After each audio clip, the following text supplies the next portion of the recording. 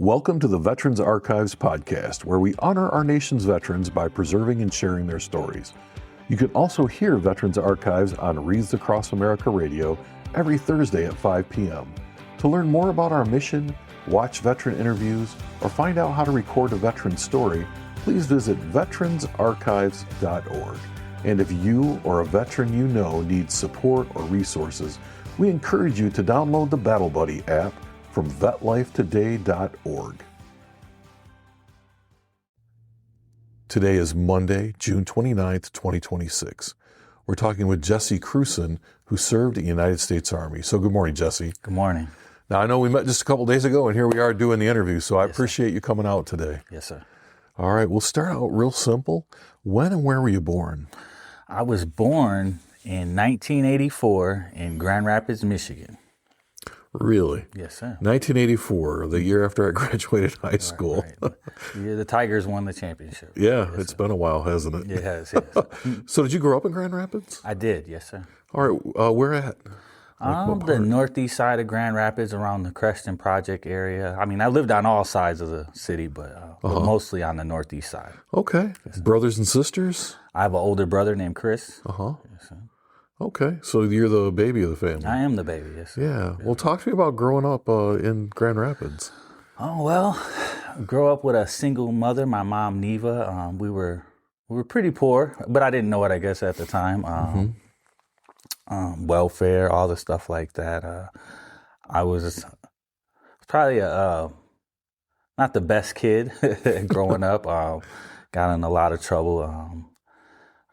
It was a little rough with the evictions and the welfare, and as I got older, if you could kind of see the separation between you and other kids. Kids were wearing Jordans and Nikes, and we were still shopping at Family Dollar for stuff. Yeah. So that was a little rough, but I cleaned the sports as a young kid, so I always loved basketball, running. I did cross country and track. My childhood. Now, you said you got in some trouble as a kid, but do you find that maybe sports helped you not get in as much trouble? It did. Early on, I caught on to sports, and I did really great. As I got older, not feeling like I had the support of my parents, I kind of drifted away from all of that. Mm-hmm. And, I remember having this ideology in my mind. Well, if I just find a girl on Section 8, I'll be all right. And that didn't pay dividends. And so as I got older, the sports kind of went away. I feel like I had the talent to actually go further with sports and to college and all that. But just thinking back how my mom and dad, they never came to any of my games. And we won the City League championship when I was in 6th grade. And I continued to play in 7th and 8th grade. I never went to high school. Mm-hmm. And so gangs, drugs, girls, all of this stuff that's plagued my childhood. Yeah. Yes, sir. How early did you get involved in gangs? Gangs, it must have been around 6th grade, I would say. That's so young. Well, we were kids running around doing whatever we wanted to do. I think marijuana got introduced to me. My mom smoked and they would party. And so I think I was in about 4th grade when I, found the weed and,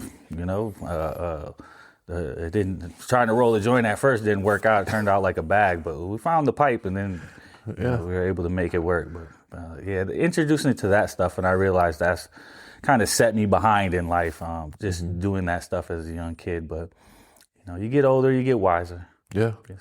Well, it must be hard as a kid because, that wasn't abnormal, right? I mean, for you, it was normal, right? Looking back, you're like, oh my gosh, But at that point, that was was life, right? Yeah, it was. It was pretty normal.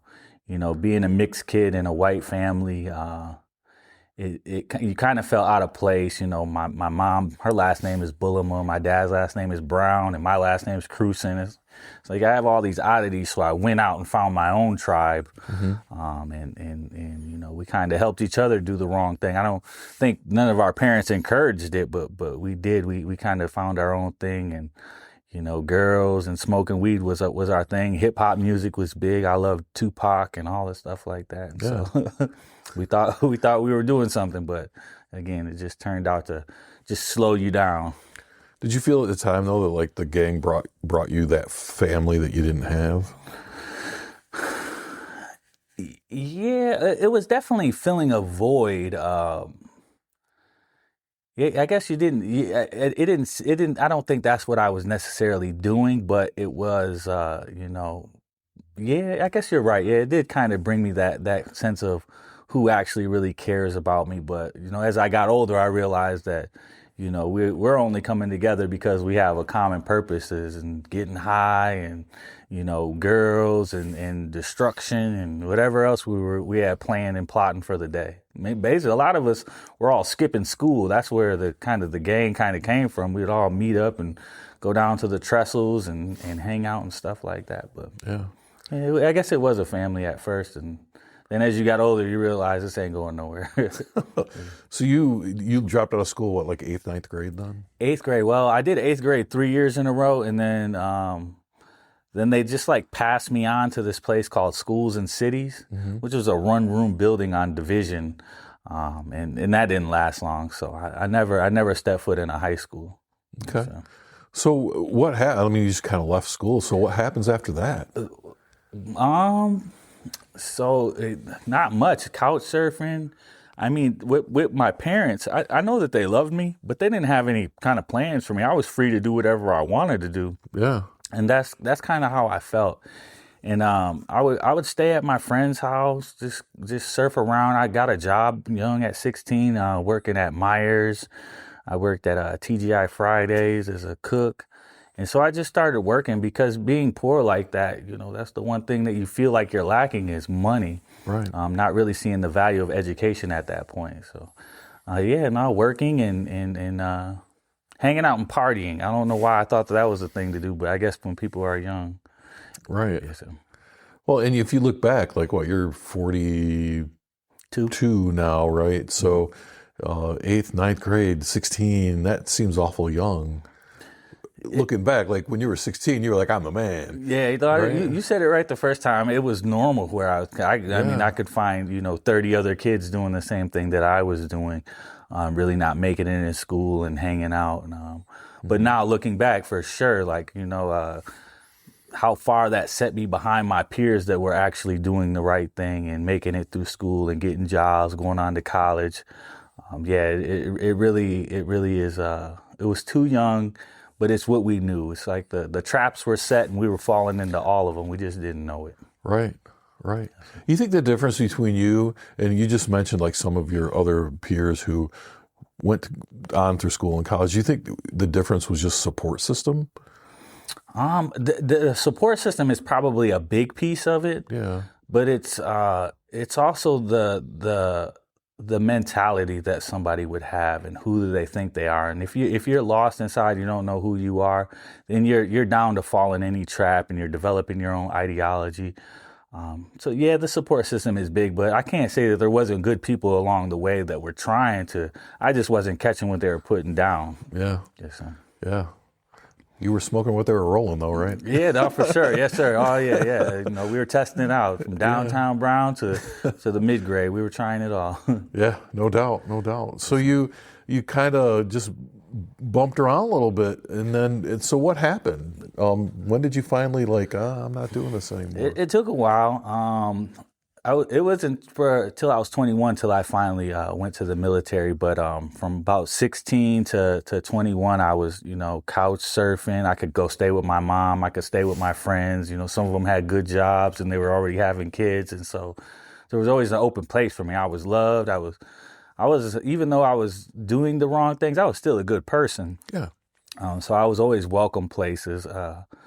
And so, working those couple jobs, I worked at Myers, TGI Fridays, and I went at 18. I went to Bricklayer and Allied Craft Workers Union here in Lansing. I did that, and that brought me some opportunities to, I'm 18-year-old kid making $1,000 a week. That was pretty amazing, with no education and stuff like that. So. Seeing money and all that and seeing how everybody else was advancing, I realized I needed something different. It just wasn't kicking in exactly what I needed to do. And then my grandfather, on my mom's side, Grandpa Krewson, he was talking to me when I was 18. If you're not doing nothing in a couple of years, you need to go to the military. And at that time, we're at a time of war. They need people at this point, no matter what my criminal history was or anything. Like, they need people. And so I got a couple waivers to get in, and that's what really started changing my mind, because there was this whole other side of life that I didn't know.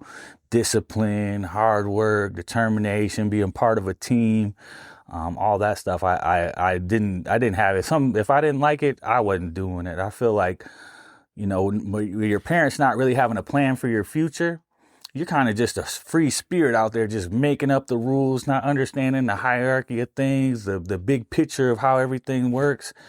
And so I was just doing whatever I wanted to do, whatever was fun, a pleasure seeker, so to speak. And it was my grandfather that reeled me in. He's like, no, this ain't going to work it in the future. And, he took me aside when I was 21, and I went into Job Corps. Went into the security trade there, and it took me to live with him for about 3 or 4 months so I could get clean enough to pass a drug test. I had to completely lift out of my situation to even pass a drug test. But that was my grandfather, who cared enough to pull me aside and be a support system and tell me, hey, there's something better here. You need to go the other direction. Yeah. You said something really important a few minutes ago, and you said you were doing like bad things, but you're not a bad person. Yes, sir. And I think that's really important. Like, people make poor choices doesn't make them bad people. No, sir. It makes them poor choosers at the time. Yes. Right? Well, when your opportunities, you got to own your own decisions. But at some point, when your opportunities become really slim, then the things that you may do, especially as a young kid, it could be impressing a girl. It could be, I just want to go to Cedar Point with the rest of them. What you may do to get money or to create opportunity for you because you missed out on doing it the old-fashioned way, working and you saving and being consistent, then you kind of look for opportunity, cutting corners, and that can get you in trouble. Yeah. Yes, sir. Yeah. So I'm based on that, I'm thinking you've been arrested before? Oh man, multiple times. Really? Yes, as a kid, I think before I was 18, I must have had 7 curfew violations, 5 minor possessions before I was 21 of alcohol. Before I turned 18, I was living in a house, and the house got raided. It was a noise violation. And so the house got raided, and I was selling everybody in the house. There was about 5 roommates, and I was selling all of them weed. And when it got raided, I went to jail for possession and distribution of marijuana. And I lost my license I was still 17. I lost my license before I ever got it. And so I have all these law violations for driving with no insurance, driving with no license, driving with improper plates. So I had all this stuff that was always setting me behind. So it felt like clockwork. Every 6 months I was going back into jail because I'm still trying to drive, but I'm not legally, I couldn't. I even went into the military with no driver's license. It was one of the things I got a waiver for. Wow. Yes, sir. What's that experience like? What was that experience like for you to go to jail? I mean, that's it felt kind of normal because a lot of my friends that I was hanging out with, my world was kind of small at that point before I went to the military. So everybody around me, it felt like, was doing that. There was one experience I had when I was in middle school where I went out to Kellogg'sville. I left the inner city of Grand Rapids and went out to a suburb, and I seen the way everybody was living out there. They were happy, they were supported. And I did that for a while, and then I went back to Grand Rapids. I wanted to be back around the things that I knew. And everyone there is like everyone that I hung out with was into the drugs and all this other stuff, probation. You'd be on surveillance with your probation officer where they're monitoring you all the time. So depending on where I was at, it felt normal. It felt like, oh, this is what some people are doing. I had friends that, made it through school and went on to college and were doing good things. I was still friends with them. But the majority of the people I hung out with were, in and out of this cycle, of going in and out of jail. Yeah. And so, yeah, it just felt normal. Which is interesting, I think, for people listening who haven't experienced that, right? They're like, oh my gosh, that must have been yes, sir. Scary or terrifying or whatever words they want to use. But like, you're just like, oh, it's just It is what it is, right? It is. It feels like, well, when you get over, you got to get over all the bitterness of it, because you kind of feel like you were kind of groomed to do this. For people to have an opportunity, that means people got to lose their opportunity. And so it feels like the trap was laid. We're living this life. You're going in and out of jail. Nobody's helping you. I think in my mindset was, that there's a right way to do this, but there's not really a right way to do the wrong thing. So to keep going over that thing, man, well, I can't do it that way. I got to not hang around with this person, or maybe they're snitching, and, you have all these wrong inclinations of why this happened, but never getting to the root cause. You're not going to get something good out of doing something bad. Right. Yeah, so, right. Yeah.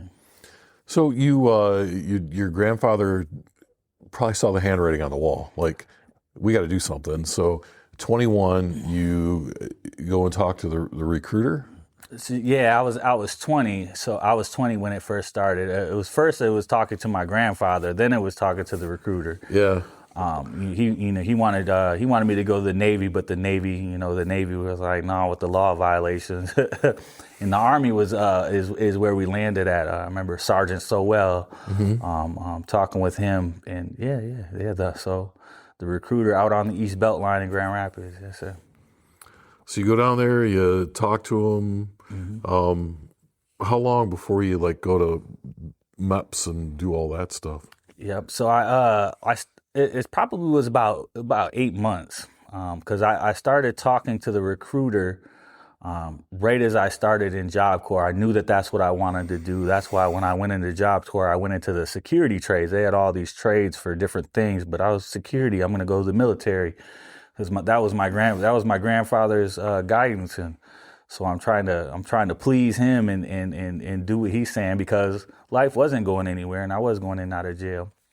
And so it took about 8 months. I passed through Job Corps really quick. It only took me about 3 months to get my GED, and then another couple months to pass through the securities trade. And from there, I'm just waiting on the recruiter and the ASVAB and going to MEPS and all that stuff like that. So yeah, it didn't take very long. Okay, and it's curious to me, right, that you looked at, I understand the reasoning behind security trades was because you were thinking military, but when you look at your background, it seems almost the opposite of what you were doing. Yes. So did you take some lessons away from your time at Job Corps?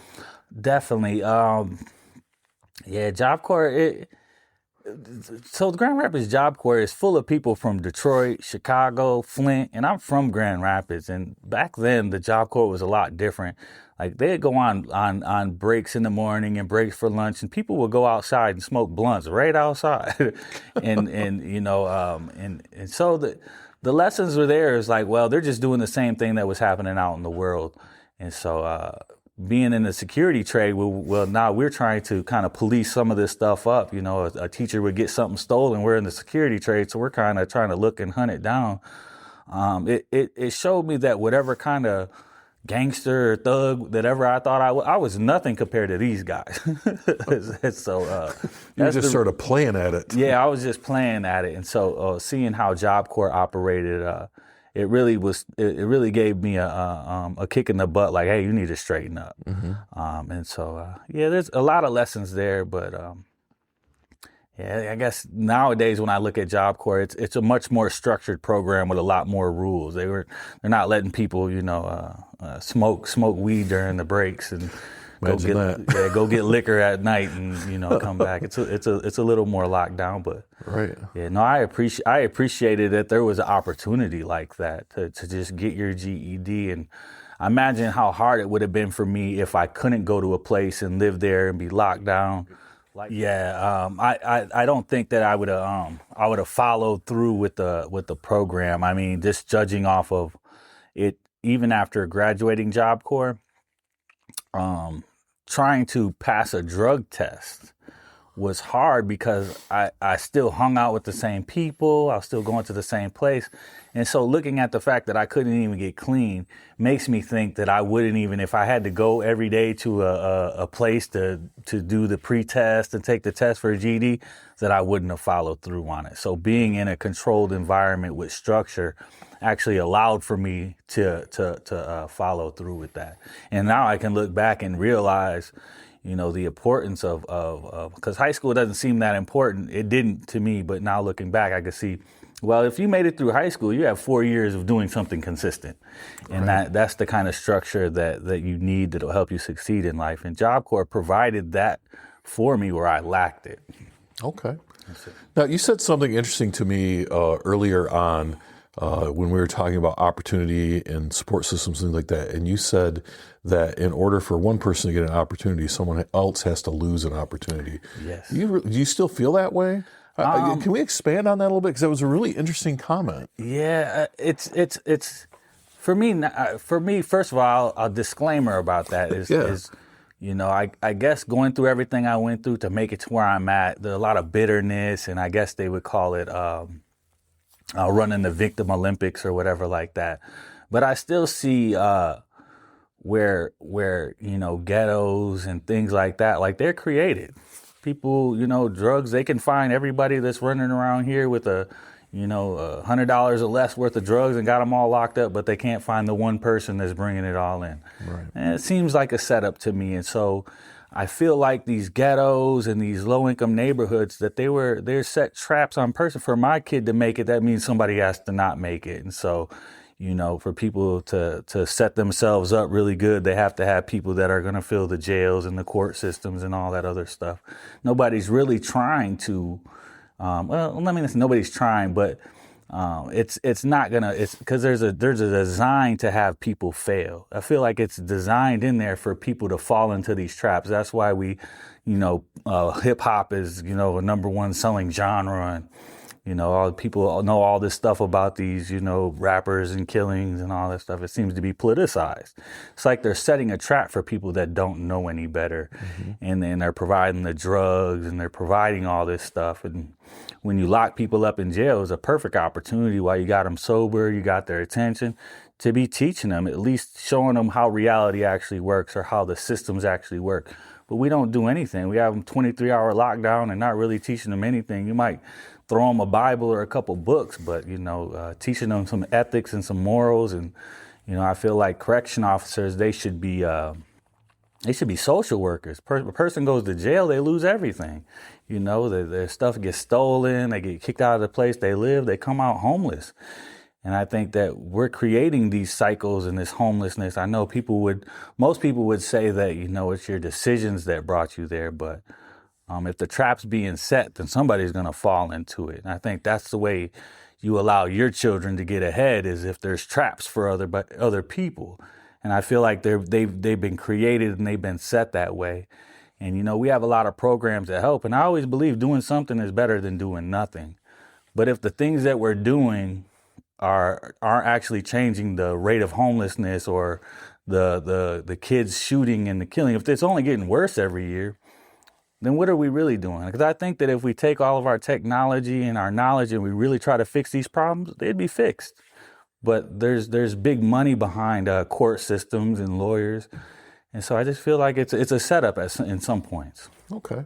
Yeah, I just want to get your take on all of that, because it was a very interesting comment, and I never really looked at it through that lens. So thanks for kind of sharing that with me. I appreciate that. Yeah, I know that doesn't sound popular. It doesn't seem, but again, having to get over all that, because I made it out of it, so it's possible to make it out of it, and it really comes down to our choices.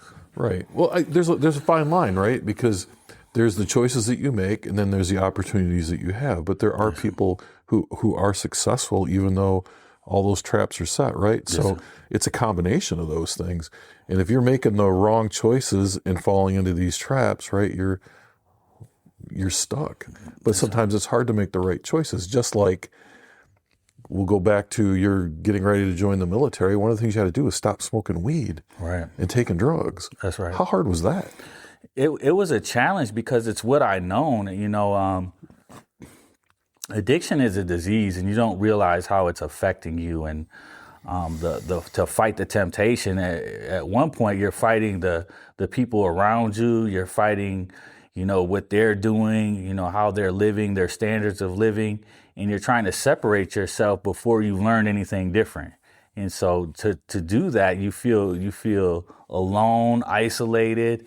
And so that was the only way that I made it through, is going to hang out with my 70-year-old grandfather, the commander at the Nuevo VFW, hanging out with these old guys and, going out on their boats and fishing. And, every Wednesday we have burgers, and Fridays we have steaks at the club. And that was how I was able to do it, is to completely separate myself, but put something else in place. Because if you separate yourself, or for me, when I separated myself, it wasn't going to be long, maybe a week I could go alone like that before I'm going to bust out. I need to go do something, being young like that. And so my grandfather taking me out to Cedar Springs, out of the city, into the country there, it really provided a way, and it replaced it. Yeah, it was boring. I felt like, an oddball. I'm, this little mixed kid hanging out with all these older white veterans and stuff, but they accepted me like their own, and, they were proud of what I was doing. And I don't think everybody knew why I was there. My grandfather knew, like, yeah, this guy, he can't pass a drug test. He needs to be separated. And once I could do that, I was ready. But the Job Corps and then being separated with my grandfather really helped me prepare me to go into the military. Okay. Yes, sir. And that makes sense. And, so I look at it in this way as well. So I don't drink, right? Sir. But I do hang out with people who do drink. Yes, sir. But sometimes people look at you funny because you don't do whatever it is that they're doing. That's right. And so you just can't hang out with those people. That's right. Yeah. Right? And that's where you were at, is you had to do something different to make that change. So you finally get into the military. Where'd you go to basic training? I went to Fort Benning. Fort Benning, Georgia. Yes, sir. What time of year was this? This was in the summer. Actually, my first day of basic training was my birthday. Really? Yeah, I remember that like it was yesterday. It was well, you go to 30th AG where you're just adjusting for some weeks, and then finally when they're ready to take you to your first day, you march up Sand Hill there, and it was my first day, and we go on the chow hall, and I'm trying to get some cake and all this. Man, nope, get up. I didn't get to eat anything. Yeah. It was the first day of basic was my birthday, turning 21. Yeah. They didn't throw you a party, did they? No. Actually, I didn't get to eat at all. I went to bed sour that night. Yeah, I'll bet. You were like, what am I thinking here? Yeah. They tricked me. In 30th AG, you could eat whatever you want to do. And then your first day of basic, it's like all these rules. If you don't got your feet together, then they get up. Oh, yeah. Yes, sir. I remember going to, I don't know if it was basic or some other training, but when the last person sat down, everybody had to get up. Yes, sir. Right? So you had to eat fast. Yeah, you had to eat fast, yeah. Don't get no cake or no pop either. Well, talk to me about basic training. I mean, so you had this whole life beforehand, and then your grandfather helped you out, and now you're in basic training. Talk to me what was that experience like for you? Oh, basic training was the hardest thing that I ever did. So basic was a shock to my system, with no discipline, no structure in my life. My parents kind of just let me do whatever I wanted to do. I was a free spirit. And now from day one, being yelled at, being screamed at, told what to do, when to do it, how to do it, it was just a total shock. Never being away from my mom that long was kind of a big thing. I remember missing her, a couple weeks in, and it definitely was a shock to my system. I wasn't ready for it. I do believe that was the hardest thing that I ever did in the military, only because it was such a drastic change for me. Mm-hmm. Yes, sir. You made it through, though. Yeah, I made it through. Yeah. Were there other folks there that were like in that similar situation, like, oh my God, what am I doing? There was. I remember a guy from Detroit, Antoine Babbitt. It was all new for him too. Like this whole thing. So a lot of guys in the infantry feel like they wanted to be there. Like, they want to shoot guns and do these things that combat veterans wanted to do. Not me. I was told that being 11 Bravo, that was my bonus, getting that job. And so I didn't really realize what I was getting into being an infantryman. but a lot of other people there, they kind of knew what it was. But there was a guy from Detroit, me and him last time, like, man, this is crazy. Like, hey, waking us up. I remember one night somebody messed up, but they're always looking for people to mess up.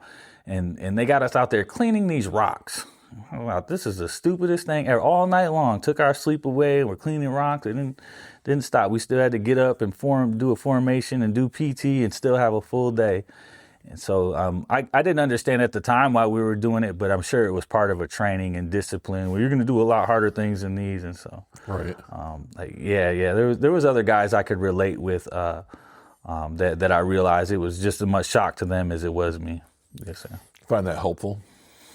Like knowing you're not the only guy feeling it did, no. So I was as a kid, I ran cross country, and I was really good at that. So I wasn't getting smoked for not being in shape or anything like that. But the other guys who was a shock to their system, I would see they get in trouble because they weren't making the runs or something like that. So it made me feel a little bit better that I wasn't the lowest of the low. Right. Yes, right. There's always someone not doing quite as well as I'm doing. That's right. Yeah, we were a help to each other because, and where I was lacking discipline and understanding why everything was happening, even taking orders, was a big thing for me. They really had to. They call it getting smoked, but I got smoked frequently because. Again, I had no filter. I would do, why? What are you doing? You ain't like you're going to hurt me. All questions you shouldn't be asking in basic training, right? Yeah, but they whipped me into shape. I remember having CQ duty about 2 months in, and drill sergeant called on the phone, and I'm, yes, drill sergeant. And the other guy's looking at me, why are you at parade rest? So the drill sergeant's on the phone. It's like, he can't see you. It's like, oh, man, this must be working. Right, because it feels like he can see me. Right, it does feel like he can see me, yeah. So I was like, oh, man, that was a realization. Oh, man, yeah, I'm starting to, this discipline thing is starting to kick in. Oh, yeah. Yeah, it's almost like this change that you don't see coming, and then one day you wake up and it's there. That's right. Yeah, I think there was a lack of respect at first, and then watching everything and everybody over time, like, oh man, I really respect them for what they're doing and the discipline they have. They're showing up every day with us, and they're doing these marches with us. They're teaching us. They care about us. I mean, a couple of times I did fail at something. I remember Drill Sergeant Hicks. He was a special forces guy. He pulled me aside. He was like, Jesse, I thought you would love this. I thought this would be your thing right here, this team event. Asking me why I wasn't giving my all and all that other stuff. And so, along with all the discipline, there was these guys, these men, they actually care about you and where you're going. And they instill in you that, you can't play around with this stuff. This is life or death when you go out there. This thing is real, and you got to be able to trust the people next to you. And so if you're going to play around and not take it serious or follow instructions, it may seem trivial to you, but you're just a small piece of a bigger thing. And so, yeah, I learned to take it a little bit more serious. Yes, sir. Yeah, that makes sense. Mm-hmm. So you graduate basic training, and your AIT's right there at Benning, right? Yeah, we didn't go anywhere. Nothing much changed. Yeah, I think we had a 30-hour break, and then we started AIT. Was that like boot camp part 2, really? Yeah, that's all. It's a continuation. The AIT is actually, it's the same people, same place. Yeah, nothing changed. Yeah, great. My son was in the infantry. Okay. Yes, sir. So I'm very familiar with Fort Benning. Okay. Great place to visit. Right, yeah. You don't want to stay in Sand Hill. Yeah. No, I hear that over and over again. I have to go visit Sand Hill because the guys talk about it, but I've never been there. Yes, sir. Yeah. So you done with the AIT, then what happens? Oh, man, I go home for about a week or two, and then I get the second shock of my life going to Fort Campbell is where I was stationed at for 6 years of my life. I want to stop you for a second, though. So if you think about it, you hung out with these old dudes at the VFW, you got yourself clean, you learned that there was other things in life. You go to basic training, you go to AIT, you get all this discipline. You are a soldier now, you come home. What was that? What was coming home like, and how hard or how easy was that for you? So coming home was I was feeling so good at that time. My closest friends, like I had a group, we were called the 4 J's, Joey, Jez, John, and Jesse, obviously. And when I came home, they were just all encouraging. Let's get matching tattoos, and and she teach me some of that stuff. And I got them running through backyards in the wedge formation up to the store. Oh, this is a file. Let's all get in line. And so they were all interested and encouraged. And so I was coming home and being celebrated. Like, you did something great here, and my closest friends are acknowledging it. And so that, because I have my core friends were actually good people, Jez is an insurance adjuster, John owns a painting business, homeboy Joey was a mechanic. And so I came home to a celebration, and Jesse's actually doing something with his life, and this is something I'm proud of. We're too scared to do this, and you went and did it. Man, we appreciate you, Jesse. Thanks for serving. And it felt good that I was doing something that other people in my group weren't doing. And my best friends, Jez and Joey, they're brothers. Their parents were both Army veterans, and so and they kind of raised me like I was one of their kids. I was, again, we were poor. They always had cereal and ramens, and so I could always go over there and eat. And I was frequent for their dinners and all that. So I was one of them, and they were very proud. And so it felt good. It was a great homecoming. Good. And so now you go to Fort Campbell, Kentucky, right? Yes, sir. Yeah, tell me about that. Okay, so this is another shock to the system. And again, you're at 20th replacement at Fort Campbell, and you're there for about 2 or 3 weeks, and you really don't know what to expect. And, you first get to your unit, and my first day at my unit, we're getting Sergeant Shear. We got a big old wad of chew in his mouth, and he's yelling at everybody, and we're throwing all our bags in the back of this truck, and my whole bag of issue gear got stolen by probably one of the guys that's getting ready to get out, because when guys are coming in, guys are going out after deployments. And so my first day, I had it probably cost me around $2,000 to replace all that stuff. And then it wasn't new stuff. I'd go all the little used stuff. So that was my first day at my unit. I had all my gear stolen. At my unit. So when I first got to the 20th replacement, that's when they take you around and you get all your shots, so to speak, and then you get all your issue stuff. But there's no sense of like, the Army's easy. This is all we do. Just get up and go eat and do all it. First day at the unit, all that goes out the window. You're back in this routine like it was basic training, getting up early and learning who's in charge of you and things like that. But it was a good experience. The barracks and the freedom of the barracks, and I think we're the most functioning alcoholics in the world. That's what I would call us. The infantry is definitely a group all to their own. Yes, sir. I guess is the best way to say that. Yeah. So a lot of drinking going on in the barracks. A lot of drinking. Yeah. We do all sorts of weird stuff. They'd do the beer crawl where they'd have these shots, and they'd have this Ziploc bag full of beer, and you go to every door, low crawl on your stomach, and every door you got to take a shot and drink a beer. Take a shot, drink a beer. You don't never make it all the way around. You wind up throwing up somewhere along the way, but we do these races, and I don't know what the purpose was, but we did them. I feel like if you made it all the way around, you probably would end up in the hospital. Yeah, nobody ever wanted. Yeah, yes, sir. Right. And so, what was the routine there like, and how long were you at Fort Campbell? I was at Fort Campbell the whole time I was in the Army after basic training, all 6 years. So at first, I remember going out. It was a couple weeks in, and we went out, and we had some drinks, because I would go to the clubs with the guys. And I woke up one morning, and I'm like, well, I'm gonna call into work. That is not even possible. And that did not turn out well. I was sitting there talking to him. I was like, yeah, okay, no, you need to come. I can't make it. I'm not going to make it today. I was like, all right, you got to be here. Like, all right, whatever, dude. Like, I'm not going to make it. And next thing I know, they're right there showing up at the barracks. And so I learned that lesson real hard. Like, no matter what, you got to make it. I guess that was part of the functioning alcoholics. Like, no matter what, drag yourself in there. And so that was that sort of enlightened me more to what this discipline thing was about, and gave me more of a sense of purpose and what I needed to do there. And again, the training in infantry was being at we're at the first 187. They feel like they're the lost Ranger battalion of the infantry, and they trained pretty hard, and they understood that we're at a time of war, and that everybody needs to be on board. They don't want to take no weak-minded people over there, people that aren't disciplined, that aren't trying to master their craft or invest in their craft. Some guys were really serious about what we were doing, and that started to instill. But when I first got there, it was that, things changed over time when you got more comfortable with your leadership and they got to know you.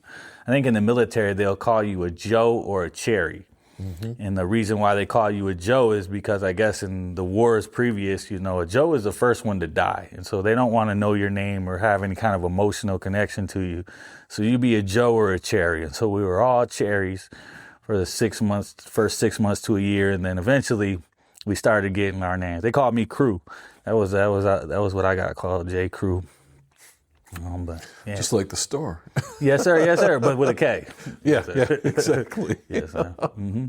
Well, that's awesome. Yes, sir. And so, deployment, anything like that happened while you were there? Yeah, no, I did 2 deployments. My first deployment was 15 months in Iraq. Yeah. And where at in Iraq?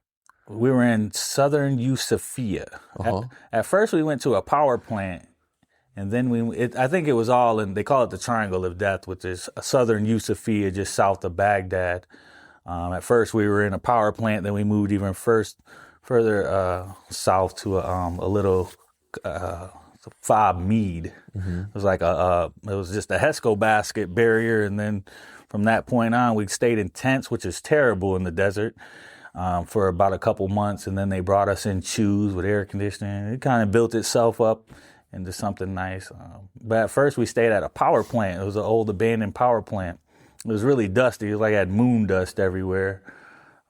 Like baby powder. Like baby powder, exactly. Gets into everything, right? Yeah. We do races and all sorts of stuff. Oh yeah. We built our shoes out of wood, and it was interesting, so to speak. You get to see them big old spiders, and yeah. Yes, what was your mission there on that first deployment? It seemed like the mission statements were like find insurgent routes and stuff like that. But really what we were doing is engaging the people, and we were the lieutenants would be talking to them and seeing what was going on, what's the needs. They had this thing going on called the SOL, which is called or SOI, the Sons of Iraq. Uh-huh. And it's almost like we paid the people that were putting in the bombs not to blow us up. And so we would go around and we'd talk to the SOI. And we all kind of knew, like, well, if we weren't paying these people, these would be the people putting in the bombs. And our rules of engagement were like, people carrying a shovel, we could shoot them because they could be digging in a bomb. And so the rules were kind of, it almost seemed like, I didn't really know what we were doing. Like, these people seemed poor, and like, what are we doing here? But yeah, So what year was that first deployment? Do you remember? That was 2007. Okay. Yes, sir. All right, and you were there 15 months. We were there 15 months, yeah. We would engage the sheikhs there, and I seen a lot about the culture because we're infantry. We're doing missions. We were trying to stay busy. We're doing what do you call it? Doing routes every day.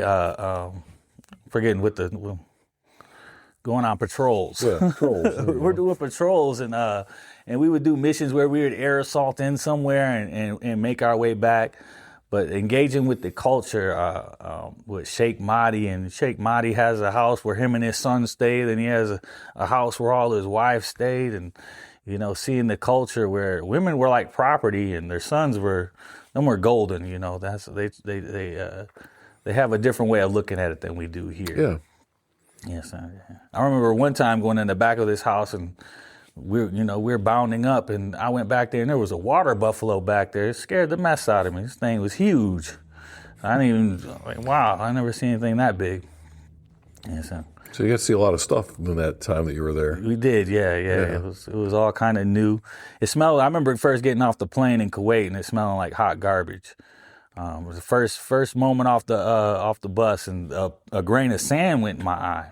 I had my eyewear on and everything. Grain of sand with my eye. The first 3 days were horrible. I couldn't sleep. This grain of sand was just embedding more. It took them like 2 hours rinsing my eye out to get it out. And so it was at first it was a terrible experience. Experiencing the weather, getting that grain of sand stuck in my eye, and the smell, the heat. Like, oh, yes, sir. Yeah. You know, what was interesting coming back from Iraq was that you get used to that smell. You do. And then when you come home, it smells so fresh. It does, yes, sir. It's just weird when you step off that plane. That's right, yes, sir. So you did your tour, and then you came back to Fort Campbell. Yes, and then how long were you back before you deployed again? It seems like it was just over a year. It seemed by the end of 2009, we were already back on a plane going to Afghanistan. Yeah. What was it like coming back from the first one, and how did that change you at all, if it did? No, it definitely did. I remember, so just spending all that time every night alone. Like, I was always a guy that had to have a girl. I had to have something going on with my life. But I didn't really notice how self-sufficient I got living that year, always sleeping alone. And, just a lot of weird stuff goes on where you're deployed. We're passing around, sharing videos and different things of that nature. So when you come back and you got that high alert stuff, you're always on guard. You're always worried about what's going on around you. When you come back home, it's hard to turn that off. And I think that again, back in that time, the internet, MySpace, and all this different stuff is going on. So you had all these relationships over the internet, and now you're starting to meet these people for real. It's like, oh man, it's a shock to the system. You never really know who anybody is till you actually meet them. Right. Yes, you can be anybody you want online. That's right. Yes, sir. Right. Yeah, yes, I could be 7 foot tall and good looking. But all right. Well, that's not true. Right. So might not even be a girl. That's all I'm saying. Yeah, that's true as well. So you come back, and did you get back? Did everybody kind of get back to their functional alcoholism in that time between deployments? Yeah, I wouldn't even lie that we figured out how to get alcohol while we were there too. Yeah. And so I guess that never went away. We were responsible with it, but no, definitely we did. There was some, I guess, coming back from these deployments, there would be a lot of suicide going on. Yeah. At first, people coming home and whatever's happening with their wives. It seemed like it was either the really single dude or the really married dude that would have problems like that. But again, in our unit, it would be the first time it seemed like there was 2 or 3, but coming back the second time that was a bigger problem. The murder suicide. We watched the news in Clarksville, Tennessee, and you hear about murder suicides. You think hearing about the kids with the gun shooting around here is bad, but man, murder suicide is terrible. You killed your wife and your kids and committed suicide. Like, that's some news that's terrible. Yeah. Mm-hmm. Yeah. Well, being gone I feel like being in a combat zone does that to some people, right? Some people just never come back from it. I think it's a mixture between the combat zone and then, you coming back and you're thinking you're serving your country and protecting and you're making a lot of money, you're getting this bump up pay, and then when you come back, people were taking advantage of your money. Yeah. People were spending your money, It could be your mom, it could be your wife, it could be a girlfriend, whoever you were trusting with your stuff, because a lot of times guys will leave a power of attorney to somebody, and that person may take advantage of them because it's a lot of money and it's a temptation and they're not here, and opportunity. So you guys are home for about a year, and then you head out for Afghanistan in 2009. Yes, sir. So let's talk a little bit about that. So Afghanistan, our leadership had already been to Afghanistan, and so they were kind of already familiar with it. Afghanistan it felt like there was more of a war there. Mm-hmm. Iraq, we took over our already established government. Afghanistan, we went there and it was a free-for-all. It felt like, the guys you're shaking your hands with during the day are the same ones that are shooting rockets at you at night and in the morning. They really just didn't want people there. I remember going to a village where people weren't even, it was like they didn't even acknowledge that they were even in Afghanistan. Like nobody had been there in so long to their village. And so Afghanistan was a total different, we prepared differently. Guys were, felt like they might not make it back. There were all sorts of stuff happening before we left as far as alcoholism and parties, because we were getting this sense from our leadership, like, look, Iraq was a nice little vacation. You go months and months in complacency and you might run over an old IED or something like that. But Afghanistan is a total new monster. We're not going to use the vehicles as much. We're going to do a lot more air assault missions and, just being out and about, walking around up and down mountains and all that. So the training before Afghanistan was intense, because of some of the fear that the older guys that had been to multiple deployments had been there. They were instilling, this is no joke. This is not the play around one. This isn't Iraq. I know you guys made it through that deployment, but this is a whole nother level of crazy. So let's take a quick break. Before we continue, we'd like to share a resource that may be helpful to veterans and their families. The Battle Buddy app from vetlifetoday.org is designed to connect veterans with support, resources, and a community that understands their experiences. If you or a veteran you know could benefit from those resources, we encourage you to download the Battle Buddy app and learn more at vetlifetoday.org.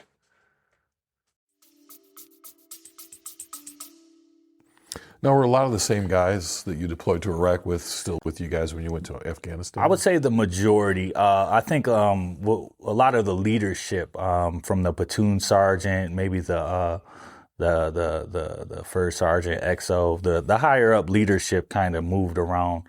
But for the most part, the guys that I came in with, we were starting to become the team leaders and the not squad leaders yet, but we were starting to move up there.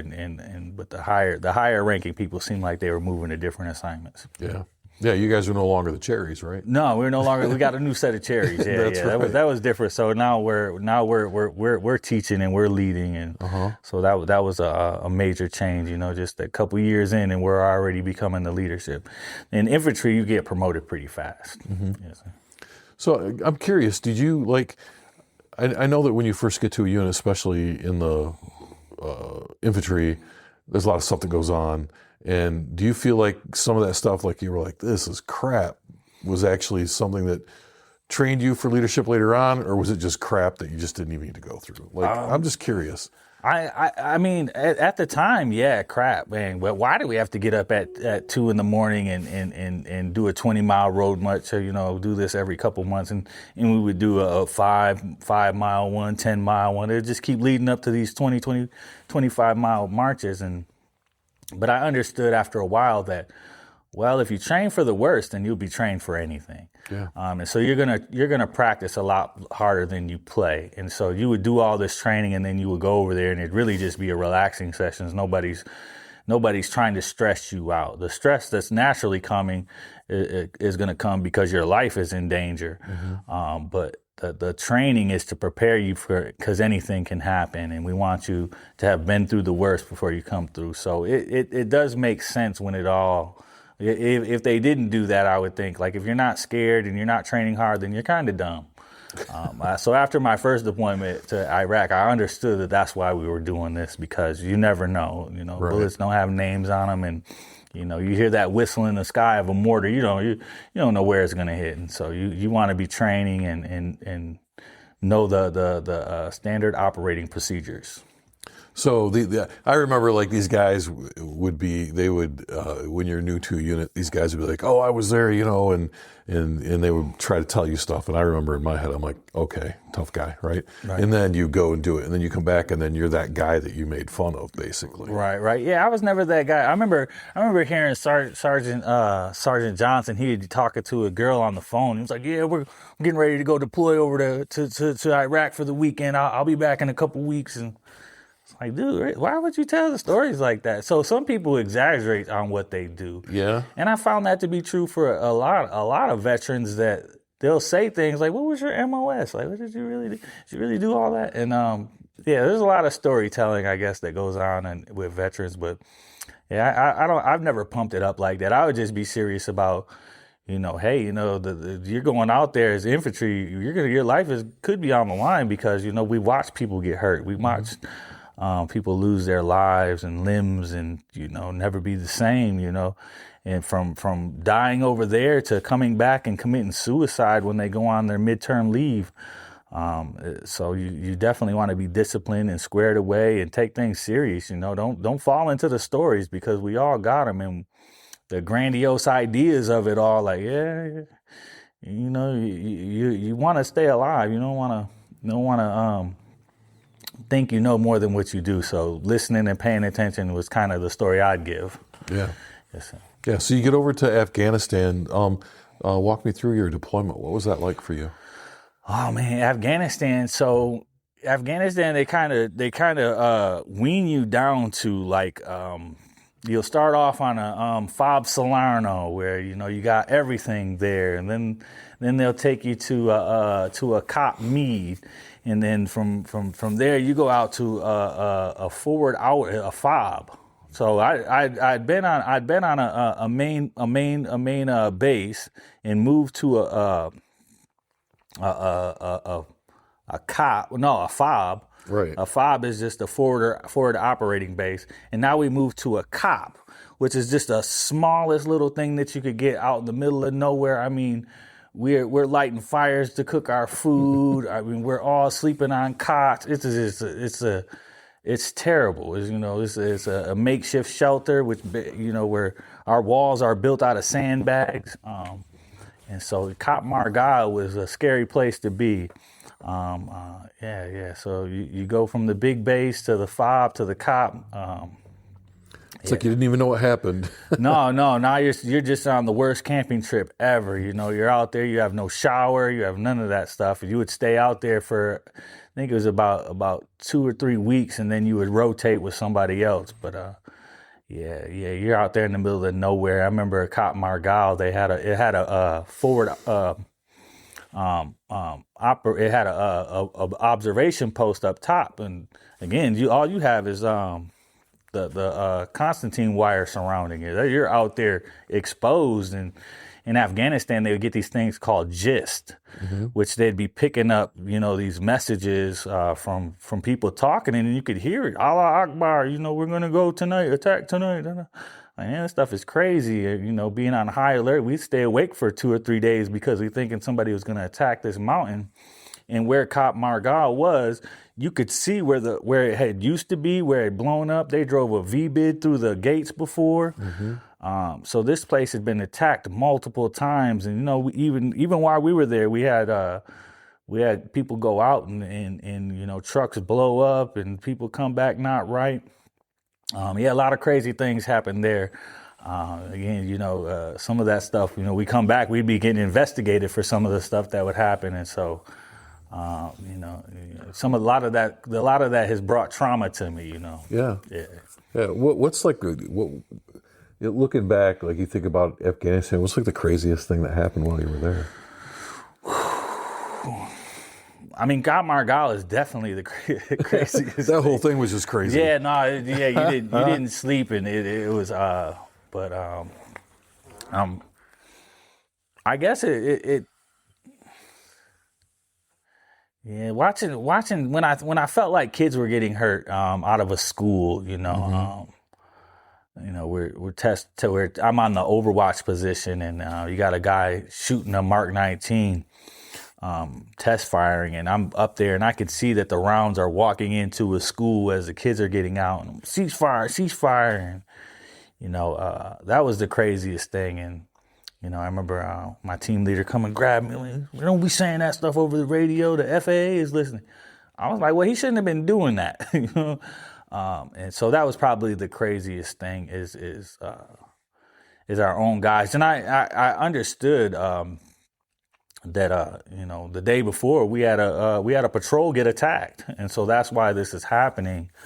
But that didn't sit right with me, and nightmares and all that stuff came after that.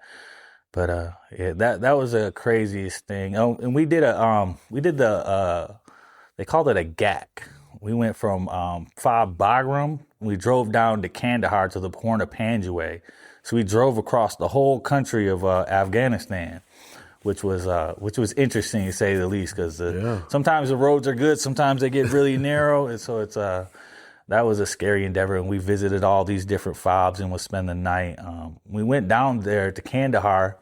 They call it the Horn of Panjwai, because a unit, we had a SOP that you had to walk, 3 to 6 meters apart.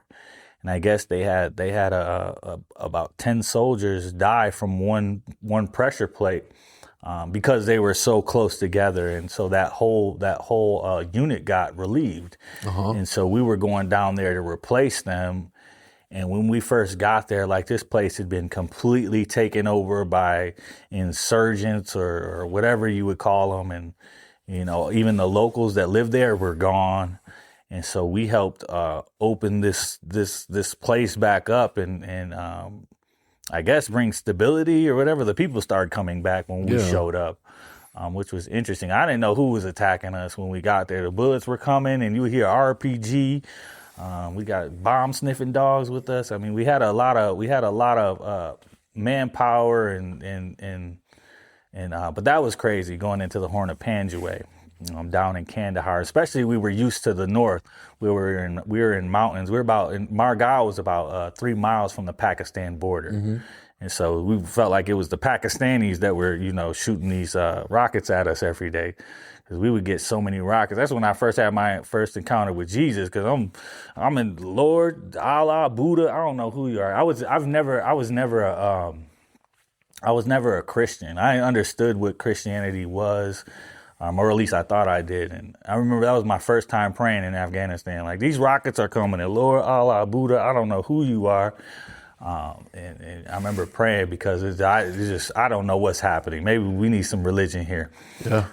And so, Yeah, what's the old saying from World War II? There's no atheists in a foxhole. No. Right. You got to believe something. Yes. So how long were you there? How long were you in Afghanistan then? Afghanistan was a 12-month tour. Okay. So, yeah. And then you guys packed it up and came back to Fort Campbell, and what was that like? Oh man, that was probably the roughest transition. At this time, before I went to Afghanistan, I probably should have mentioned this, but I got married. Oh, yeah. A little detail we left out. Yep. I had a wife, again, because some of that young soldier stuff I was growing out of it, Right. It seemed like the married guys were doing the best, because they didn't depend on the other soldiers to hang out with. They could go hang out with their family. Yeah, they had a wife at home, so they had a wife. Yeah, she was not not doing that drunk stuff every night. And so coming back to, so when I came back from Afghanistan, she had deployed 6 months after me, and so she was staying 6 months after me. So I came back. This time a little bit more messed up than the last time, and I'm taking care of a young child. I had a daughter, Nevaeh. It was my wife. My wife was pregnant when we got married, and so it was not my child. So, but I was there for Nevaeh and raising her when I first got back, and that turned out to be an adventure, because I needed help, in which we had a family care plan, and right. I was getting plenty of help. But in myself, I wound up needing to go into a inpatient. Like, I was not sleeping well. They put me on sleeping pills, and it was hard to wake up on them. And so I needed a little help to sleep with some of the stuff, because, again, from the gist and the rockets coming every day, like, I was a mess. Like, I had a hard time sleeping. I had developed insomnia. Mm-hmm. It just felt like that was the safest thing to do. So it was a big adjustment coming back. And how long were you in inpatient care? It was just a 30-day inpatient. Okay. Yes, sir. Yeah. So, I mean, coming back, wife's gone, got a baby, and you're all messed up. Yes, sir. Yeah, that's a great combination, right? It's a great combination. Yeah. Yes, sir. So, you got done with your treatment. Mm-hmm. What happens next? Well, I do good for a while, and I'm leading the soldiers. I believe the Army they were really understanding at first.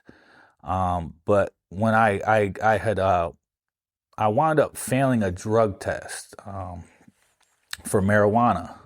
Again, because in my mind, I have all these excuses to why I would do stuff, but I'm looking back like, yeah, that was just an excuse.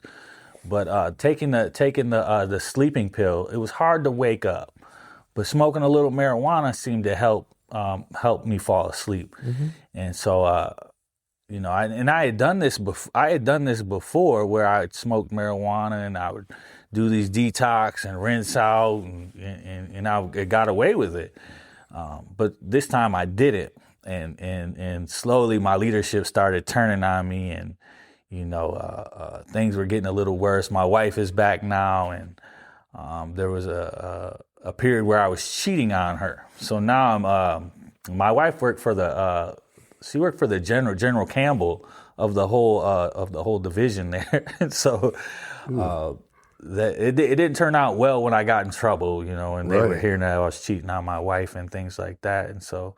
I felt like the whole army was against me, and a lot of it was probably paranoia. If I would have just kept doing the right thing, but at some point I decided I don't even want to be here anymore. Yeah. And so I stopped being cooperative. And I think for people listening, right, if you weren't in the military, there's actually rules against cheating on your spouse. Like that's. Yes. The military. The UCMJ has something to say about that. Yeah, they don't play with it, and so on top of everything else going on with the failed drug test, right. At first they were talking about medical discharging me because the PTSD. I was getting diagnosed with adjustment disorders, and things like that. But they wound up just stripping me down and kicking me out. Right, it's easier. Yeah, it was easier, and it felt like that it was in line because as I was going through that, there was other soldiers. They did a soldier drawdown of like 80,000 soldiers. Because they did a surge at first when we were going to Afghanistan, 120,000 soldiers. Now they needed to do a drawdown at 80,000 soldiers. This is the news we're hearing. And as I'm going through this process, there's a bunch of people getting out. And a lot of them were getting kicked out for different things. And so it felt like it was just part of the process. I was ready to go, so I wasn't fighting.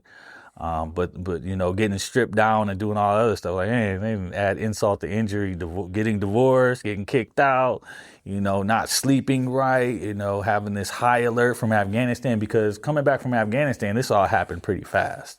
Yeah. And yeah. So did you get the big chicken dinner, the bad conduct discharge, or did you get Yep. Bad. That's exactly what it was. Yep, we called it the big chicken dinner when I was in, but I'm an old dude. Okay, so. Yes, sir. Yeah, I got the big chicken dinner. Yeah. Yeah. So, so people listening to this might be, well, that fucking guy, he got what he deserved, right? But from my perspective, and I want you to talk about this a little bit, right? We send people off to war, and maybe not just once, but maybe a couple of times, and they come back damaged, right? And they make bad decisions. You made bad decisions. I mean, you own them. They're your decisions. You made them, and they were bad. But some of those bad decisions were a result of your PTSD and some other issues that you were struggling with. And so instead of getting you the help you needed, they kicked you out. And the way they kicked you out didn't allow you to use VA benefits. Not at all. To take care of yourself from the stuff that happened while you were in the military. Yes, sir. Is that kind of where you were at? Yes, no doubt. I felt like so at first when it was happening, there was an understanding between the healthcare system and my leadership. At some point, it just flipped where they just stopped caring and they were like against me. And I remember hearing one thing from the first sergeant, we don't want nobody draining our benefits out of our army and all this other stuff. So there was a slight sense of the good old boy system or racism in what I was doing. There was a sense of it the whole time, but at this point, it was almost like my whole leadership is turning against me. And nobody was trying to help. I was on my own, again, with the divorce, being kicked out. The people that were your friends and your leaders and your coworkers are all like against you. Like, man, don't mess with that dude. Well, at this point, you're radioactive, right? No one wants to be associated with you because they don't want the same thing to happen to them. Find out who your real friends are. That's right. Yeah. No, the whole thing turned on me. But at first, there was kind of an understanding of it, and then. then there wasn't. Right. So you end up, you're out. You're not married. Where'd you go? So at first I stayed in Kentucky because I had this sense like I didn't want to go back home with my tail between my legs, and so I stayed in Kentucky and started working there. But I had this encounter with a 50-year-old guy while I was there, Elder Watkins, and he was a combat veteran, and he had told me about Jesus, and I was like, okay, I remember praying and asking, and this is what's coming to me. Jesus loves you and all this other stuff. Read the 4 Gospels 4 times over.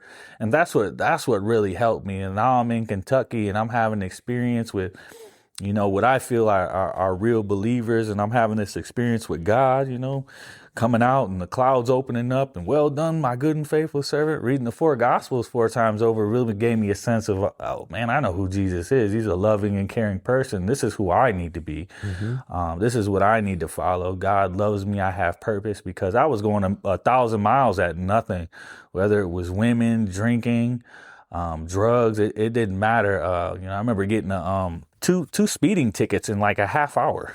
I was like, man, I didn't even care. Right. Like, oh, you're not going to take me to jail. Let's keep going.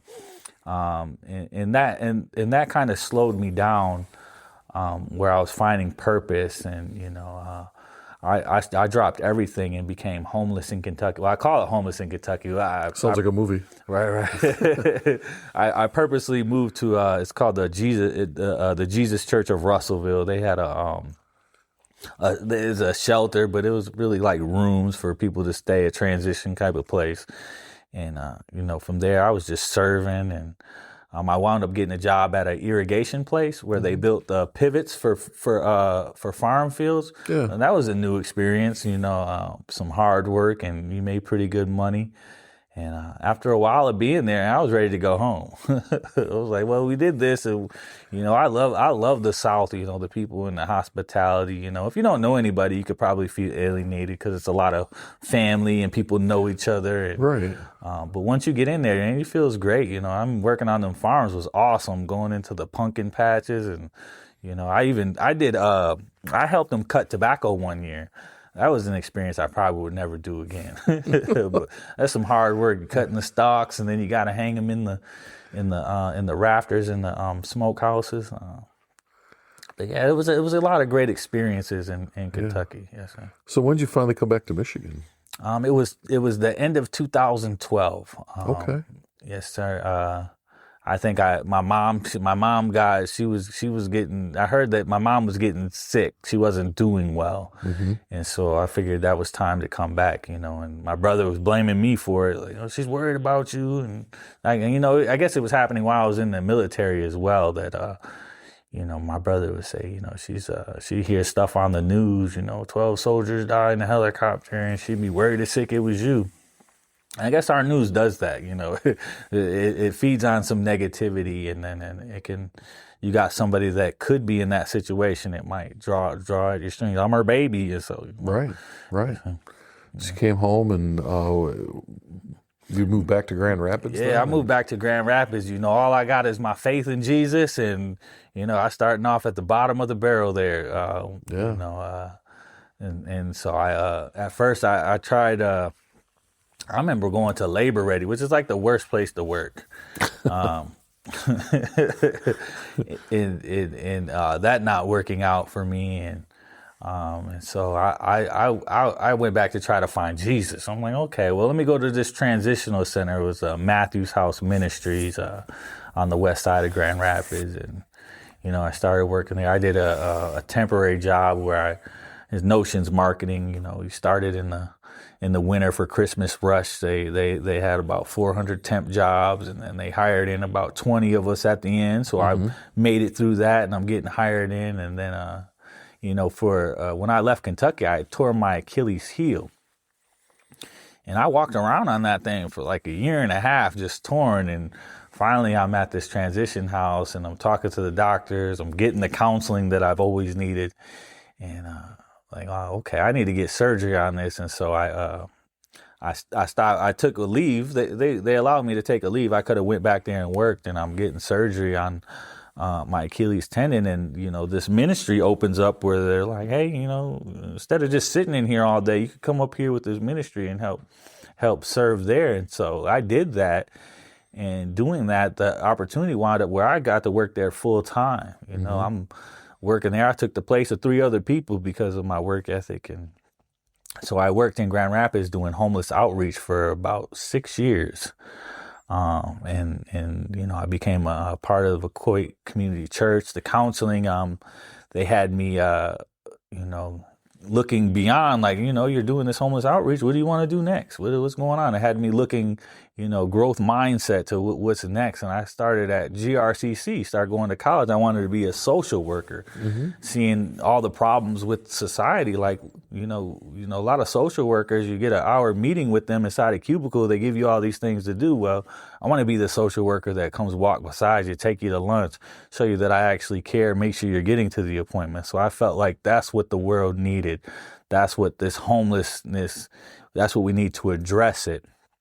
And so I went to GRCC for that. I wound up graduating GRCC with about a 3.8, which I never went to high school, so that felt great to me. No doubt. Right. No doubt. It's something to be proud of. Right. And my pastor, he told me I should go to seminary. And so I graduated with associates from GRCC, and I skipped the bachelor level and went straight into a master program at Calvin Theological Seminary.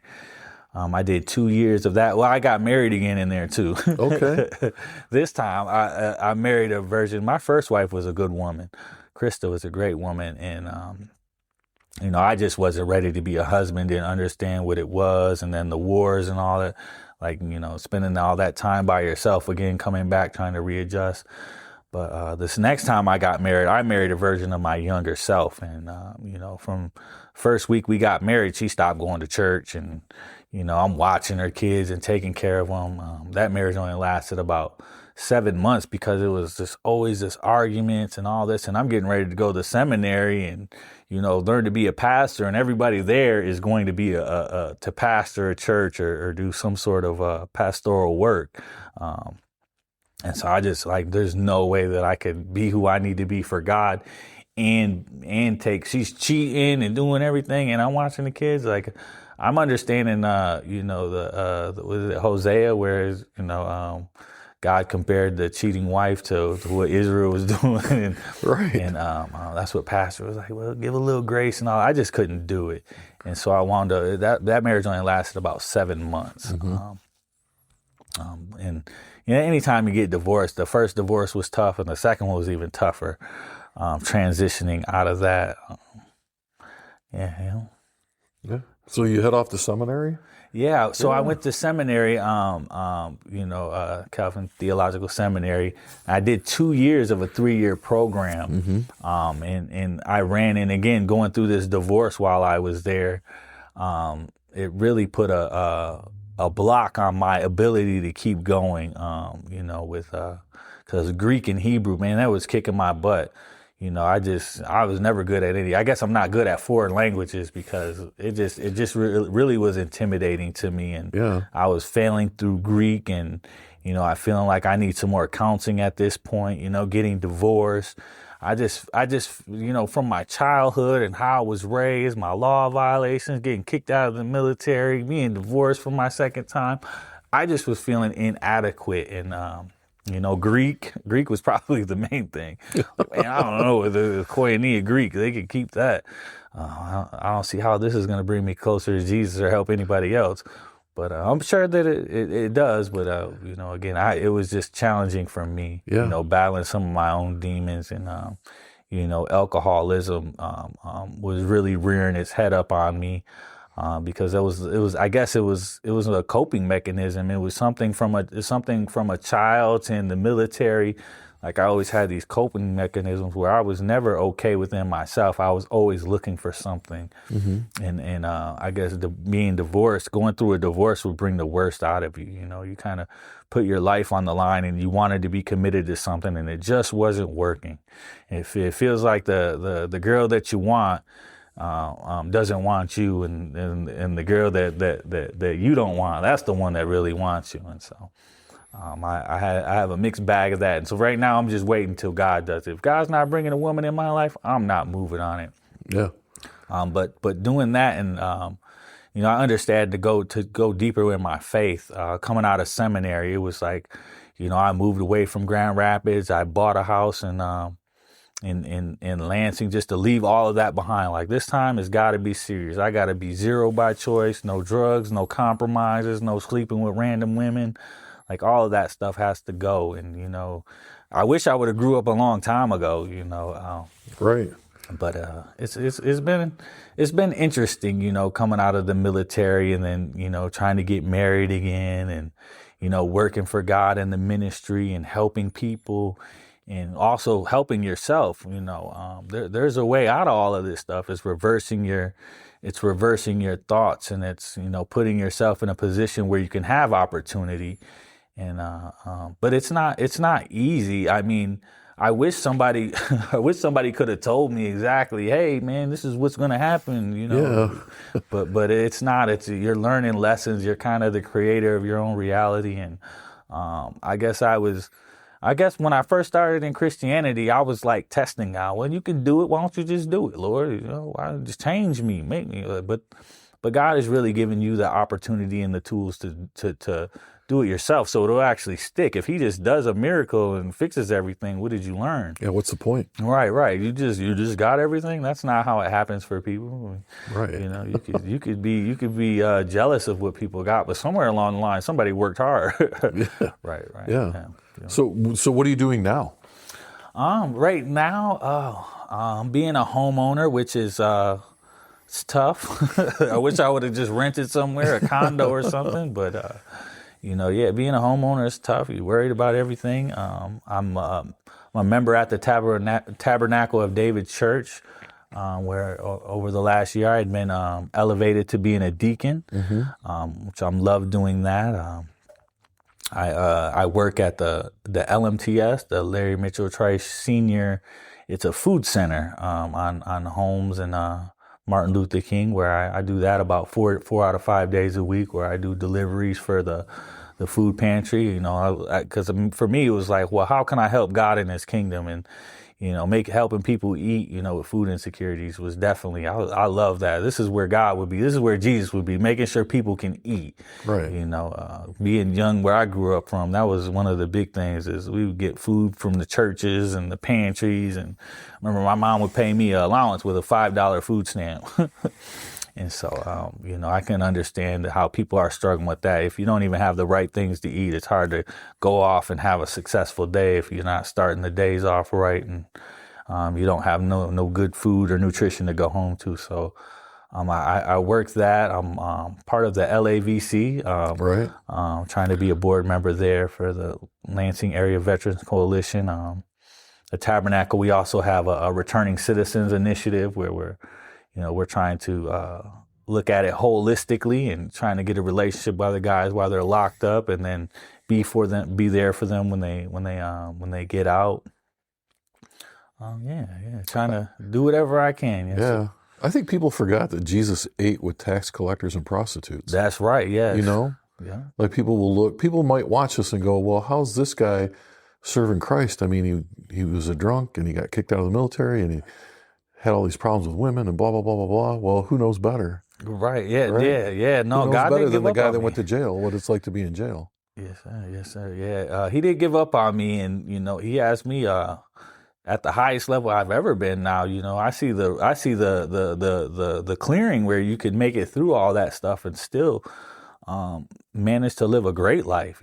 Find the Tabernacle of David is like finding the family I wish I always had. Like, I should have done this a long time ago. But you don't know what you don't know, and right. And I think God's perfect timing will bring you to where you need to be when you need to be.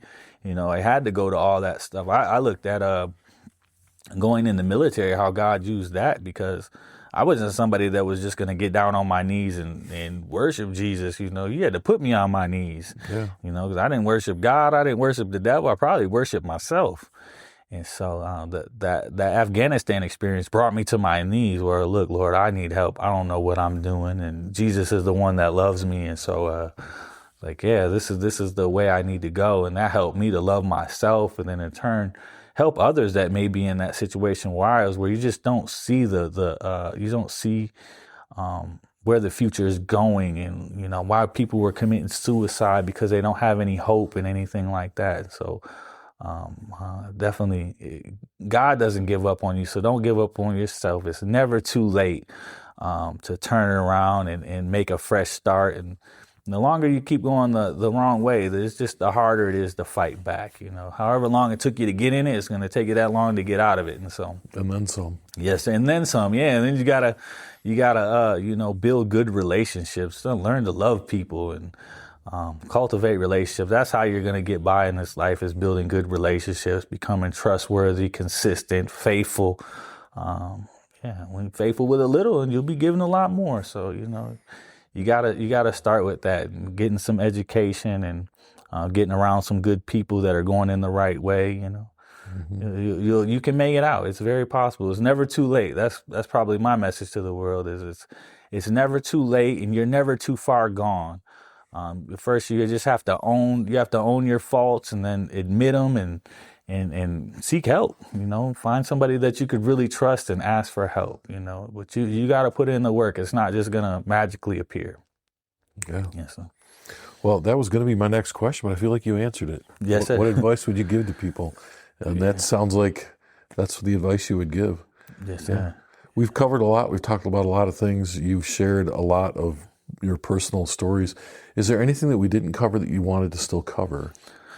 No, I think we went a long way. I kind of came into this open-minded, like, you know, wherever it leads, wherever it goes. I know it said take notes, but I was like, you know, we'll just let it go wherever. I made sure I mentioned Jesus' name, so I'm not shying away from that.